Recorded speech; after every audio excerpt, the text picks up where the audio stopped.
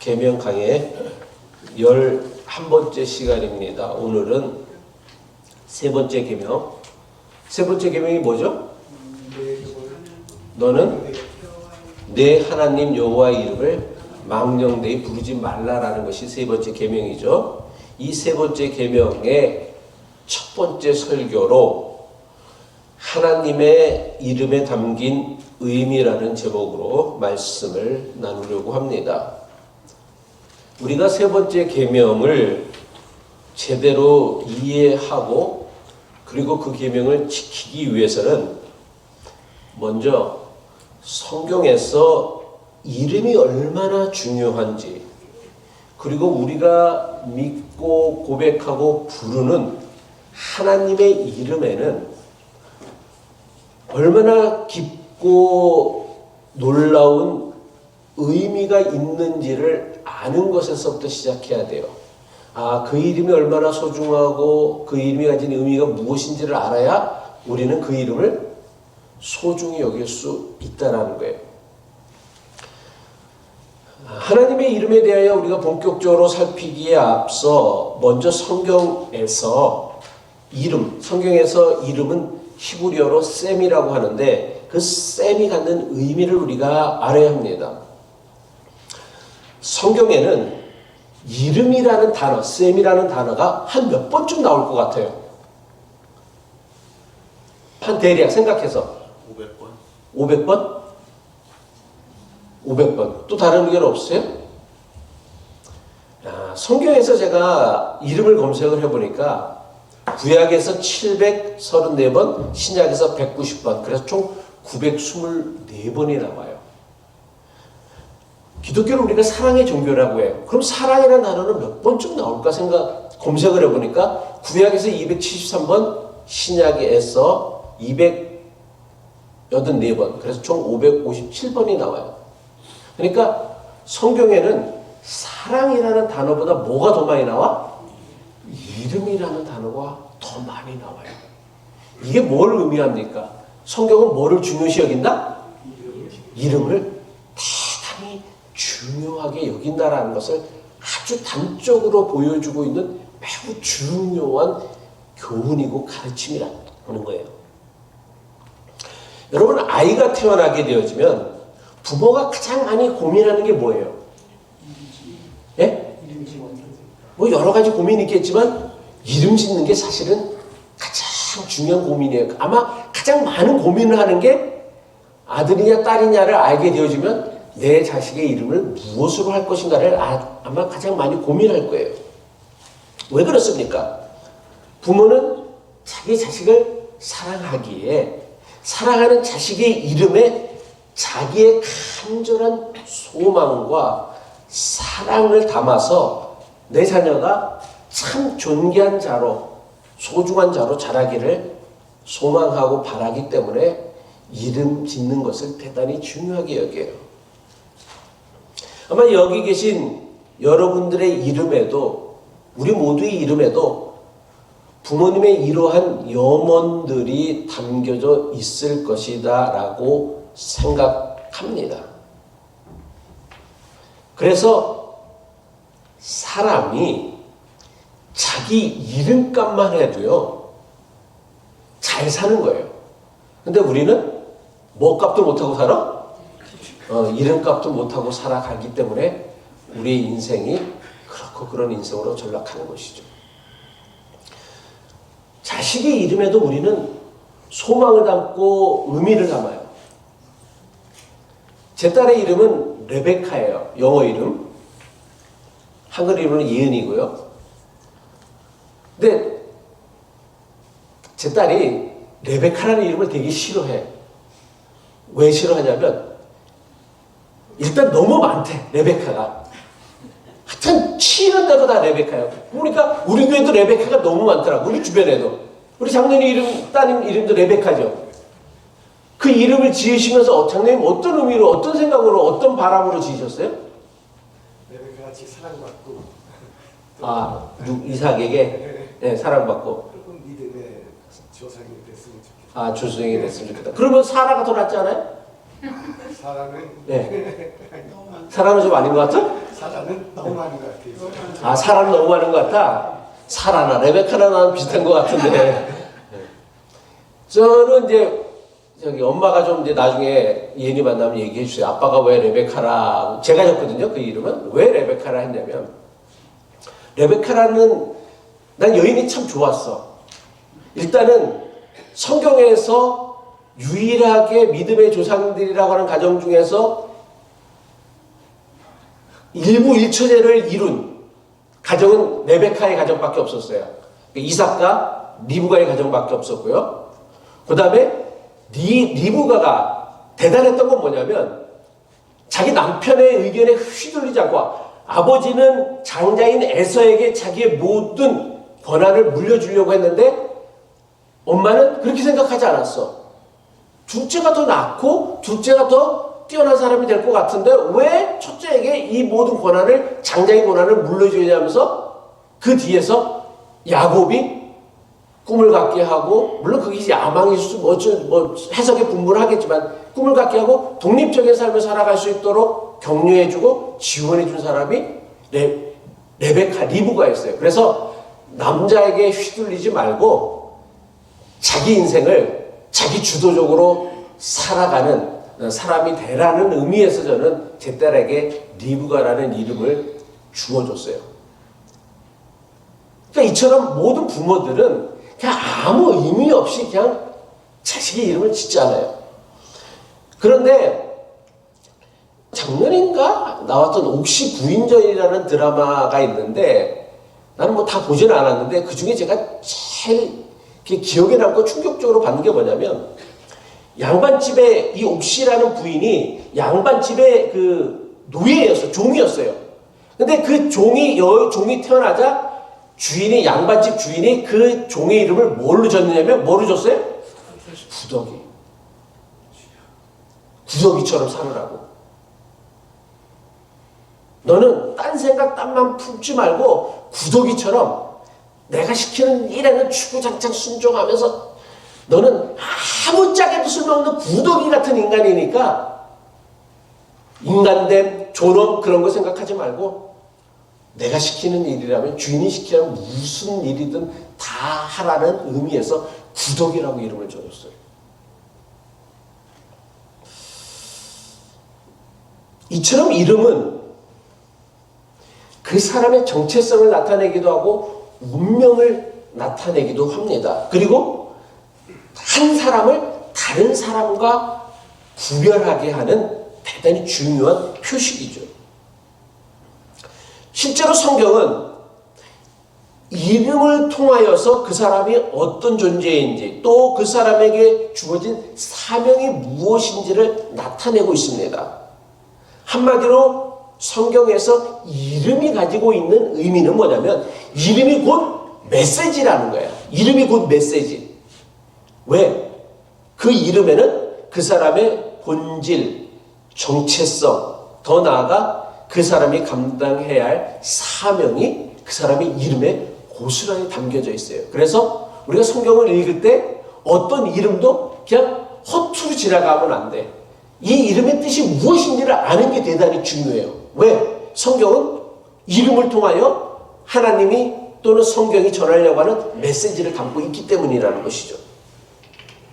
창세기 1장과 2장을 보게 되지만 하나님께서 사람을 창조하신 이야기가 나옵니다. 하나님께서 최초로 만드신 사람의 이름을 성경은 뭐라고 기록했어요? 아담이라고 했죠.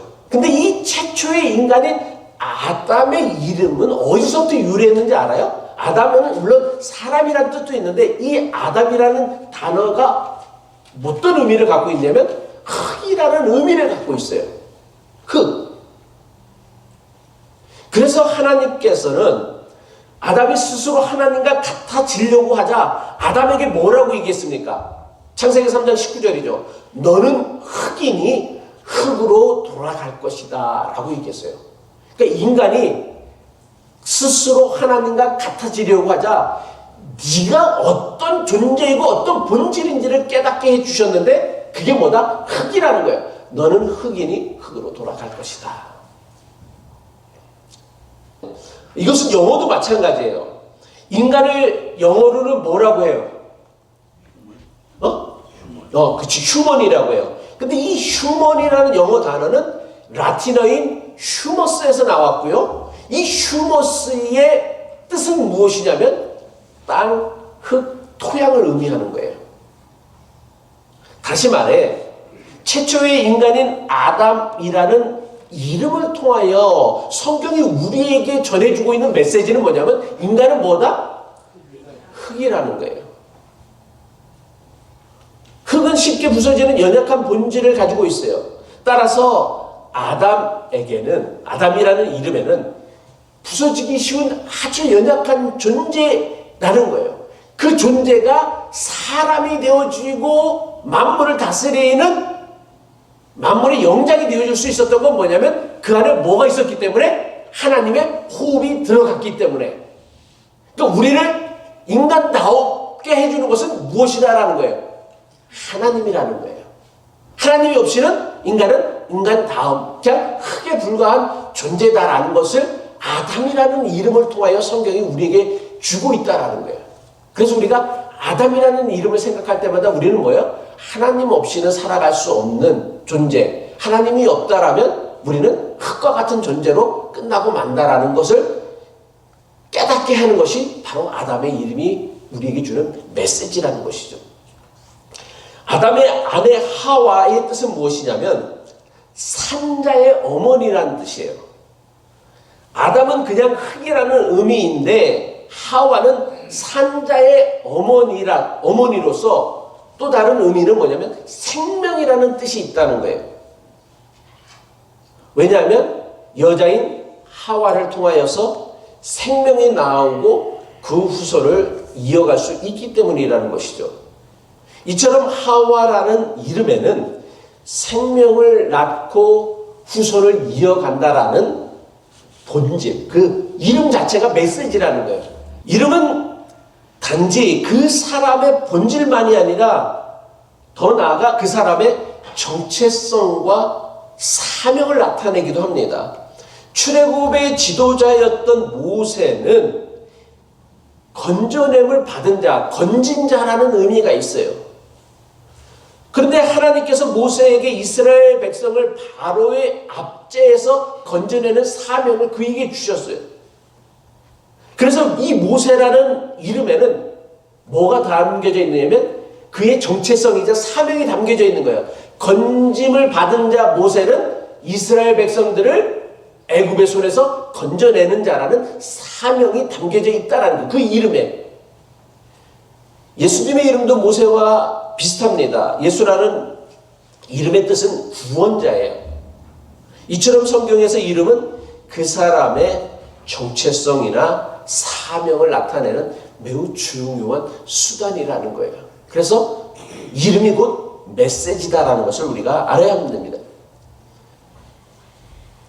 이처럼 이름에는 그 사람이 어떤 존재인지 그리고 그 사람의 사명을 나타낸다고 여겼기 때문에 성경에는 종종 어떤 사건이 많이 기록되어져 있냐면 뭐를 바꾸는 사건?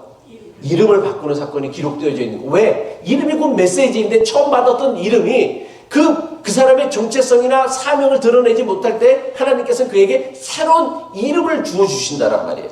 바로 이름을 바꾸는 사건의 의미가 바로 이런 의미가 있다라는 거예요. 괜히 바꾸는 게 아니야.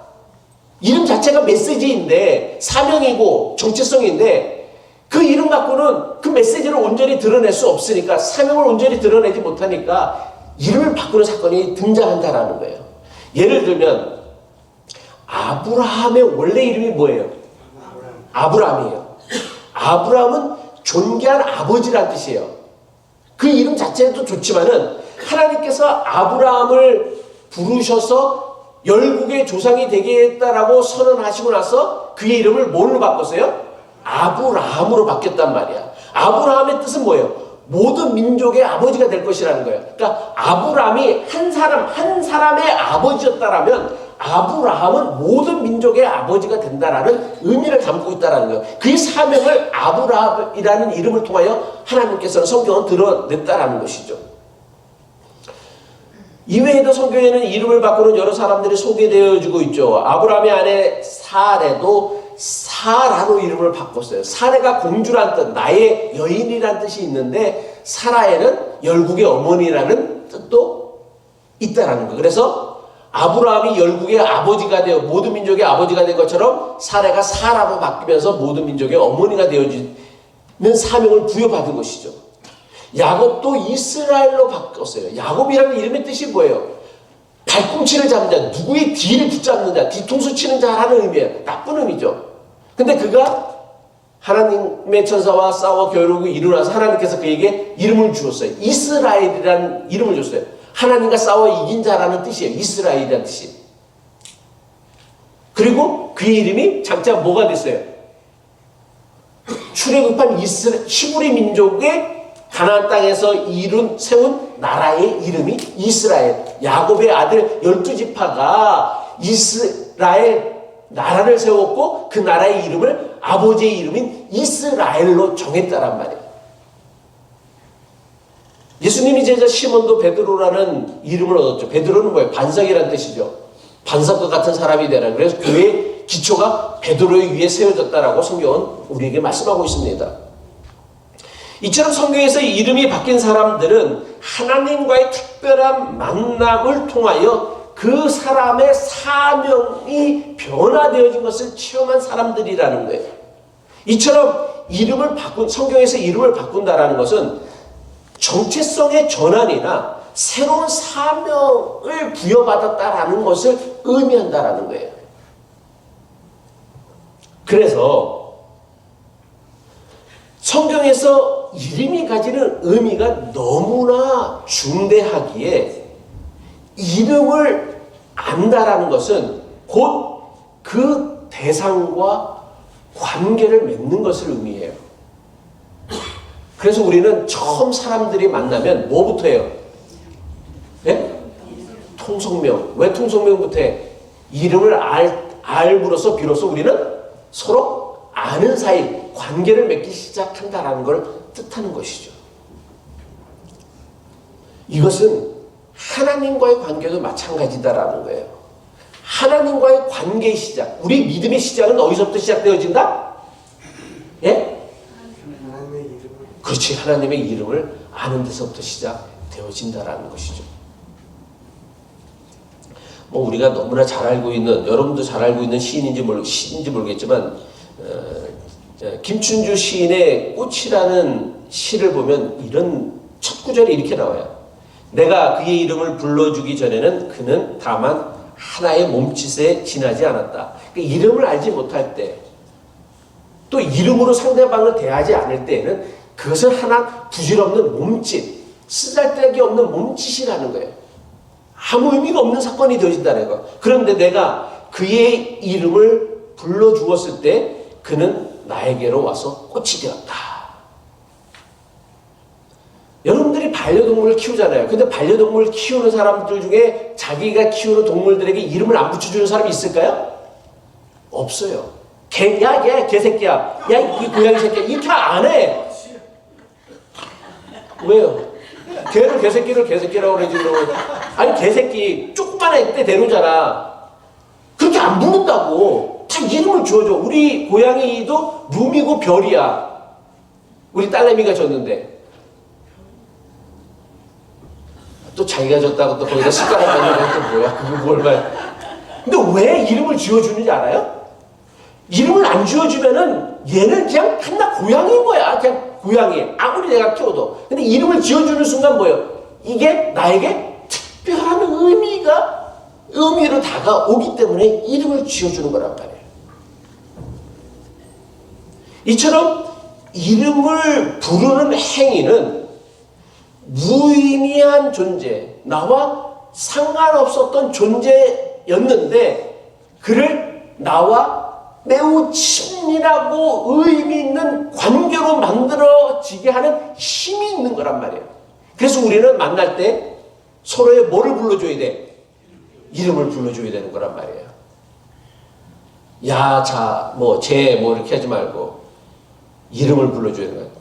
뭐뭐뭐 집사님 또는 뭐 성도님, 형제님, 자매님 정확하게 이름을 불러줄 때 그 사람이 나에게 의미 있는 존재로 다가오고 그 사람을 우리는 존중할 수 있다는 것이죠.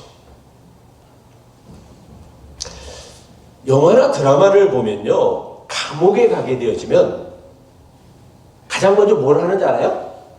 감옥에 갈 때 입었던 옷을 다 벗기고 뭐를 줘요? 제수복을 줘요. 근데 제수복에는 매우 두 중요한 특징이 있어. 뭔지 알아요, 그게? 그렇죠. 뭐 감옥도 안 가봤는데 어떻게 이렇게 생각하셔? 드라마를 많이 봐서 그랬겠죠. 절대로 감옥은 자기 이름을 안 써요. 번호를 써요. 이건 세계 만국의 공통이야. 근데 여러분들 간호사복이나 교복이나 군복에는 번호를 쓰나요? 이름을 쓰지. 번호를 안 쓰고 이름을 쓴다. 근데 유독 죄수들한테는 번호를 붙여. 뭐예요? 너의 인간 인격을 잠시 뺏겠다라는 거야. 네가 지은 죄에 대한 대가를 치르게 하기 위하여서. 또 왜 이렇게 하냐면 뭐라고요? 거기서 지방방송을 자꾸만 해대면 내가 설교를 어떻게 해? 네? 거기서 뭐가 아니다 뭐 저러다 하면 어떻게 물을 때만 대답하셔?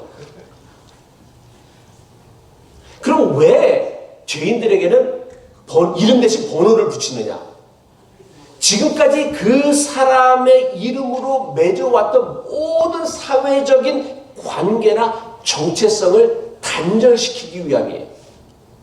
그리고 사람의 이름 대신 숫자로 사람을 부르기 시작할 때에 우리는 그를 어떤 존재? 인격적인 존재가 아니라 내가 함부로 다루어도 되는 비인격적인 존재로 다루기가 쉬워지는 거란 말이에요. 그러니까 이거는 죄인들에게 벌을 주는 의미도 있지만은 그 죄인들을 관리해야 되는 간수들이 그 사람의 이름을 알면은 때로는 폭동을 일으키면 두드려 패기도 해야 되고 벌도 줘야 될 거 아니야. 근데 이름을 알면은 사회적 관계가 형성이 되어지면 그를 제대로 관리하지 못하니까 번호로 부르게 하는 거란 말이에요. 그래서 이름을 빼앗긴다는 건 뭐예요? 그 사람의 인격을 빼앗기는 것이고 그 사람의 정체성을 빼앗긴다는 거예요. 그러면 우리가 믿는 하나님의 이름은 무엇이며 하나님의 이름에는 어떤 의미가 있는 것일까요? 여러분 하나님의 이름이 뭔지 아세요? 하나님은 이름 아니잖아, 그죠? 하나님은 뭐예요? 예? 하나님이란 뜻이 뭐예요? 그 신이란 뜻이에요. 그래서 하나님을 영어 성경에 뭐로 번역했어? 가시라고 번역했단 말이에요. 그러니까 하나님은 하나님의 이름이 아니야. 신이란 뜻이에요. 영어로 말하면 신이다. 근데 우리는 그것을 그냥 하나님은 유일하신 한 분밖에 없으니까 하나님이라고 부르는 거야. 한글어에서만, 한글 성경에서만. 영어 성경이나 원어 성경에는 하나님이라고 안 돼 있어. 그 하나님의 이름이 뭐예요? 예?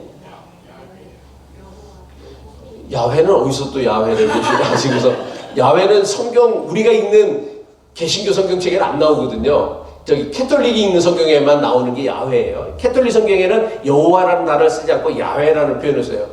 근데 우리 집사님은 개신교 다니면서 그 캐톨릭 성경을 읽으시나 봐.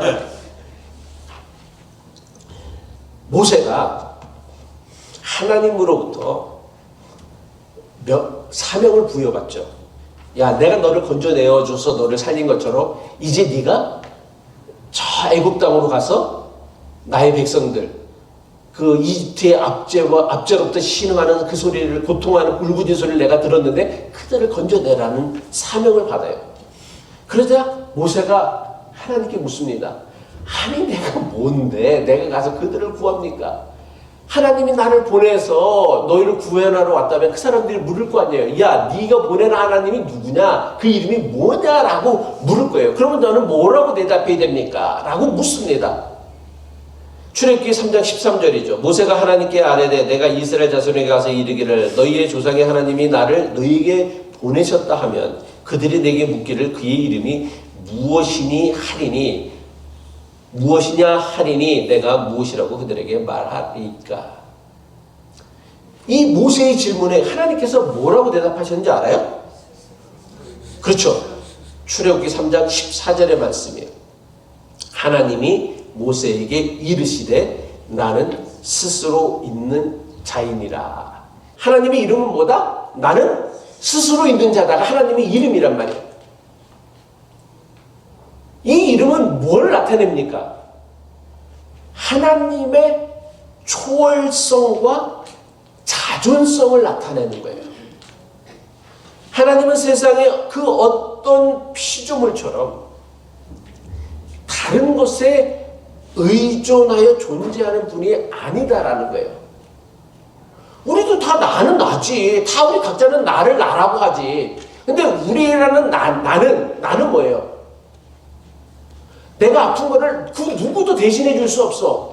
내가 목마르다고 다른 사람이 먹어준다고 내가 갈증이 해소되나? 안 돼. 내가 아픈 걸 누가 대신 아파줄 수 있어? 엄마가 뭐 네 아픈 거 내가 대신해 주고 싶다라고 말은 그렇게 하지만 절대로 대신 못 해주죠. 내가 아픈 건 내가 아픈 거예요. 그러면 나는 스스로 존재하는 난가? 아니요, 그렇지 않아요.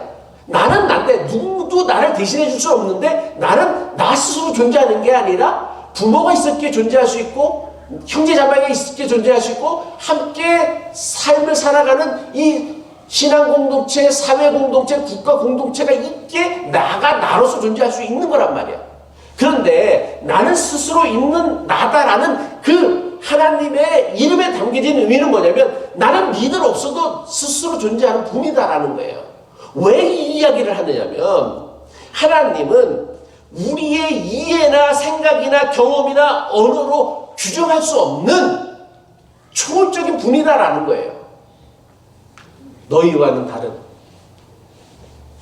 영원전서부터 스스로 존재하시는 유일하고 절대적인 분이다라는 것이 바로 나는 스스로 있는 나다라는 그 말씀에 담겨져 있는 의미다라는 것이죠. 이게 바로 하나님이라는 이름, 나는 스스로 있는 나다라는 그 말씀에 담겨져 있는 의미란 말이에요. 그게 메시지란 말이에요. 그래서 우리는 인간이 함부로 하나님을 제한하거나 규정하거나 판단해서는 안 돼. 왜? 그분은 우리의 판단과 영역을 뛰어넘는 초월적인 스스로 있는 분이시기 때문에. 그래서 우리가 하나님을 믿는다라는 건 뭐예요?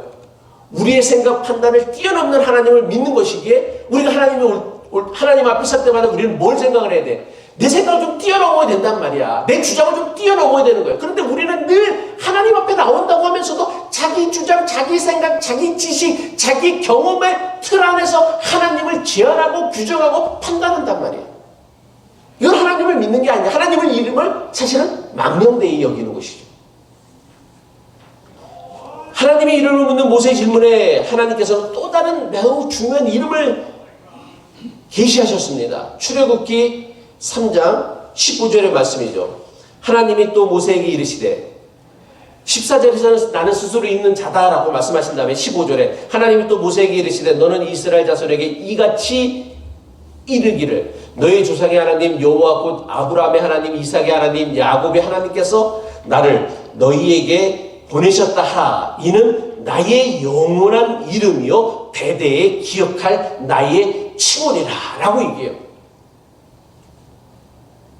하나님은 14절에서 나는 스스로 있는 자라고 하시더니 15절에서는 뭐라고 얘기하면 나는 아브라함의 하나님, 이삭의 하나님, 야곱의 하나님이래. 이게 무슨 뜻이에요? 그럼 하나님은 이 세 사람만의 하나님이란 뜻인가요? 아니요.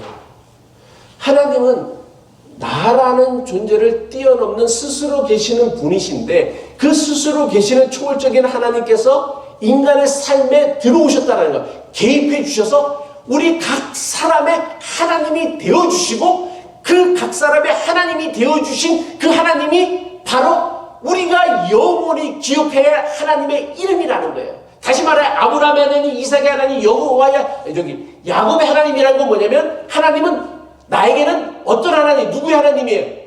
이 진우의 하나님으로 영원히 기억되어지고 기억되어져야 된다는 거예요. 여러분들에게 여러분의 이름으로 그게 하나님의 이름이라는 거예요. 그것을 통해 주시는 메시지가 뭐예요? 하나님은 나와 상관이 없는 분이 아니라 나와 나의 생각, 주장을 뛰어넘는 초월적인 분이시지만 그 하나님이 내 삶에 직접 개입하셔서 나를 도우시고 나를 사랑하시고 나와 동행하여 주시고 나를 격려해 주시고 나를 이끌어 주시는 하나님이다라는 거예요. 그게 바로 하나님의 이름이라는 거예요. 하나님의 이름이 뭐예요? 하나님의 이름이 뭐예요? 우리 고영희 시사님에게 하나님의 이름이 뭐예요? 권영 안에 하나님. 이게 하나님의 이름이에요. 이게 하나님의 이름이란 말이야. 우리가 예은이가 나를 뭐라고 불러요? 내 아버지, 내 아버지라고 하잖아. 그런 의미란 말이에요. 그 하나님이 누구의 하나님이라는 건 뭐냐면 그 하나님이 내 아버지라는 거야. 그리고 그게 하나님의 이름이라는 거야. 이것보다 더 은혜로운 사건이 어디 있겠습니까?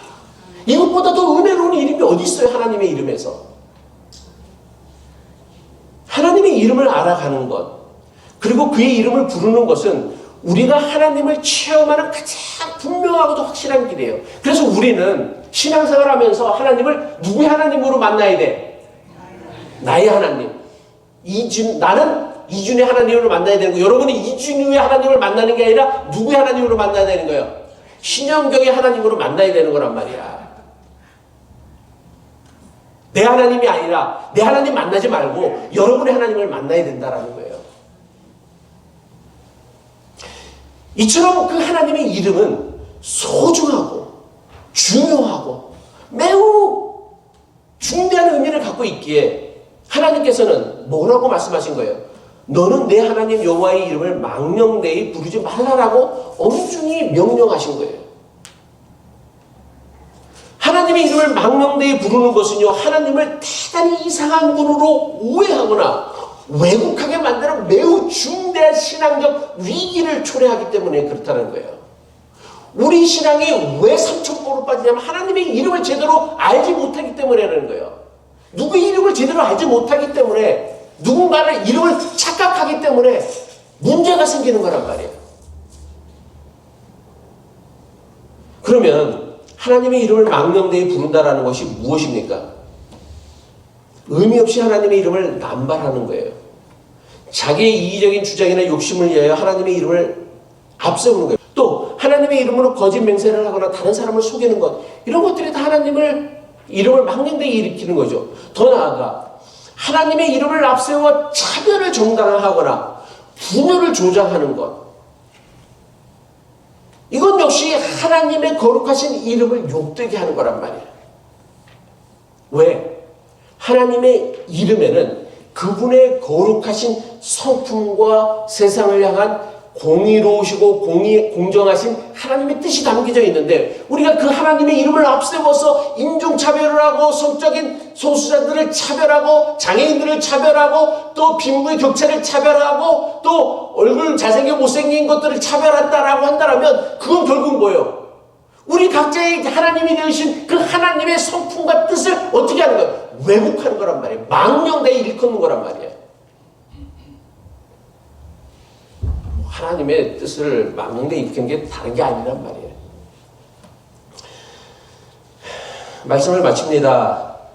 우리는 오늘 이름 안에 담긴 깊은 비밀, 특별히 우리 하나님의 이름, 나는 스스로 있는 자라는 하나님, 그리고 우리와 관계를 맺으시는 그 이름에 담긴 의미에 대해서 살펴보았습니다. 이름은 존재의 본질과 정체성, 관계와 사명, 그리고 성품과 뜻을 나타내는 메시지예요. 따라서 우리가 하나님의 이름을 부른다라는 것은 초월적이면서도 우리 삶에 깊이 개입하시고 역사하시고 임재하시는 하나님을 인격적으로 만나고 그분의 임재 앞에서는 매우 거룩한 행위입니다. 하나님의 이름을 안다라는 것은요, 지식으로 머무는 게 아니에요. 우리의 삶 속에서 그분을 나의 목자로, 나의 피난처로, 나의 빛으로 날마다 체험하며 알아가는 여정이란 말이에요. 그리고 그 이름의 존귀함과 거룩함을 알기에 우리는 하나님의 이름을 망령되이 부르지 않도록 더욱 깨어서 기도하고 주의해야 된다는 거예요. 입술의 고백뿐이 아니라 우리의 삶 전체로 개인의 경건생활과 우리가 속한 일터와 가정에서의 모습을 통하여 우리는 하나님의 이름을 높여야 한다는 거예요. 이게 우리에게 주어진 그리스도인이라는 이름에 담겨져 있는 사명이란 말이에요. 아브라함의 하나님, 이삭의 하나님, 야곱의 하나님으로 자신을 계시하신 하나님은 오늘도 나의 하나님, 그리고 우리의 하나님으로 우리와 함께 하십니다. 바라기는 그 하나님을 더욱 깊이 알아보고 경험하며 그분의 이름을 진심으로 사랑하고 존귀하게 여길 수 있기를 바랍니다. 그리고 우리의 삶 전체로 하나님의 이름을 빛내는, 그래서 우리도 이 땅을 살아가면서 제발 좀 이름값 좀 하면서 살아갈 수 있는 존귀한 믿음의 사람이 될 수 있기를 주님의 이름으로 간절히 축복합니다. 아멘. 기도하겠습니다.